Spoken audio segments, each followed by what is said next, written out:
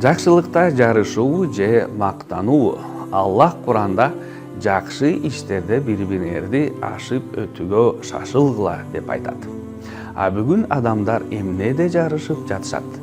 Кимдин тою кымбатыраак, кимдин дасторкону молураак, кимдин машинасы күчтүү. Кээ бирөөлөр коноктордун көзүнчө жакшы көрүнүш үчүн гана бир кечеге болобу жылдап төлөй турган карызга кирет. Өзүнүн чамасы жетпеген кымбат машинаны кредитке алып коет. Болгону жумуштагы кесиптештеринен начар көрүнбөш үчүн. Эми ойлонуп көрөлү. Мунун баары ким үчүн? Аллах үчүнбү же башкалардын көзү үчүнбү? Туугандар жарды той болуп тур дебеш үчүнбү? Башкалардан кем көрүнбөш үчүнбү? Бул иш Аллахка жагабы?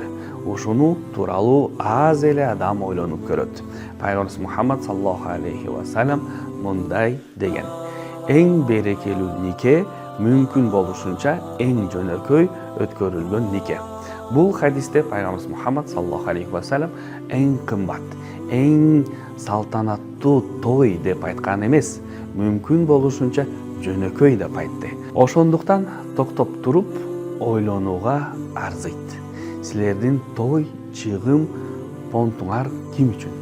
Бир жуманын ичинде силердин банкетти унутуп кое турган адамдар үчүнбү? Же ар бир амалыңарды түбөлөккө эсептеп турган Аллах үчүнбү?